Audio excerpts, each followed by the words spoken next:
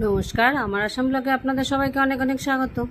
আজকে যেহেতু রবিবার, সকালবেলা উঠে জল খাবারের সমস্ত শেষ করে ঘর দর মোছা হয়ে গেছে।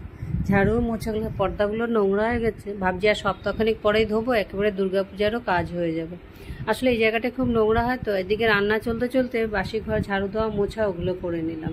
আজকে বানাবো একটু মিক্স ডাল। বাইরে দেখুন আকাশটা কিরকম অন্ধকার হয়েছে, সারা রাত ভর বৃষ্টি হয়ে রয়েছে। আর দিনের বেলা এখন কি হবে, এখন তো আপাতত নেই। তাই আজকে রান্না করব মিক্স ডাল। আর এখানে লইট্টা মাছ বার করে ওগুলোকে জল দিয়ে রিলিজ হওয়ার জন্য রেখেছি। ভেবেছি আজকে যখন উমাও দুপুরবেলা খাবে, তাই ডাল আর লইট্টা মাছে বড়া করব, আর সাথে আলু করলা সেদ্ধ দেবো।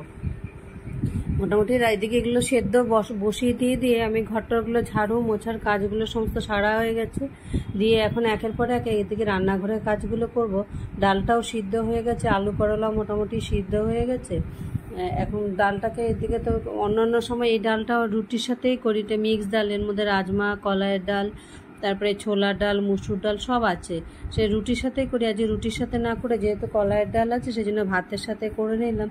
আর যেহেতু ডালের বড়া করব, এই ডালটা মাছ লইট্টা মাছের বড়া করব, এই ডালটা দিয়ে খেতে কিন্তু বেশ ভালোই লাগবে। এদিকে যখন ডালটাও সম্বাদ দিয়ে দিলাম, লাস্টে একটু কাঁচা লঙ্কা কুচি দিয়ে দিলাম। এদিকে করলা সিদ্ধ আর আলু সিদ্ধটাকে আলাদা করে মেখে সাইড করে রেখে দিলাম।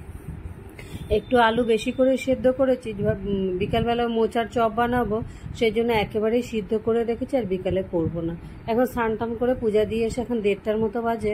একদিকে ভাতটা বসিয়েছি আর একদিক দিয়ে বড়া করব। বেসনের মধ্যে এখানে বেসন, পেঁয়াজ কুচানো, একটু এর মধ্যে দিয়েছি সরষের তেল, সমস্ত নুন হলুদ সব দিয়ে একসাথে পেস্টটা বানিয়েছি। এটা লঙ্কা ছাড়াটা আগে বানিয়ে নিই, তারপরে আমাদেরটার মধ্যে কাঁচা লঙ্কা কুচানো দেবো, একটু আদা গ্রেট করে দিয়েছি। সব কিছু দিয়ে তারপরে এই বড়াটা ভাজতে বসাবো। এই বড়া হলে আর আমার ঘরে যদি ডালও না বানাতাম, কারোর কোনো আওয়াজ হতো না, কিন্তু শুধু এমনি ঘি দিয়ে খেয়ে নিতে। এই বড়াটাকে অন্যরকমভাবেও করা যায়, একটু বয়েল করে নিয়ে ভিতরে কাঁটাটাকে ফেলে দিয়ে ওইভাবে করলেও হয়। কিন্তু এত ঝামেলা থেকে যত শর্টকাটে হয়, এটা লইট্টা মাছের মাথাটাকে ফেলে দিয়ে মাথার পরের যে অংশটা থাকে সেই অংশটা দিয়ে বড়াটা করি। লেজ বা মাঝখানের পিস দিয়ে করলে অনেক সময় হয়তো ভেতরে সেদ্ধও হয় না। আর এই ব্ল্যাক অ্যান্ড হোয়াইট আমার কড়াইটা নিয়ে নিলাম। এটার মধ্যেই সকালবেলা লুচিটা ভেজেছিলাম, সেই জন্য তেল ছিল, ভাবলাম এটার মধ্যে করে। আর এটার মধ্যে ভাজা পোড়া করতে খুব সুবিধা, নিচে দিয়ে পোড়া লাগে না। দিয়ে দিলাম, বানানো হয়ে গেল।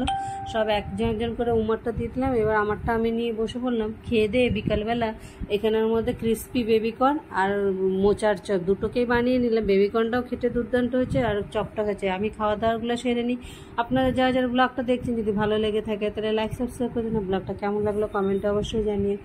হয়ে গেল, এখন মোচার চপগুলো মোটামুটি ভেজে টেজে নিয়ে নিয়েছি। এবার খাওয়া দাওয়া করে রাতের ডিনার আজকে এটাই।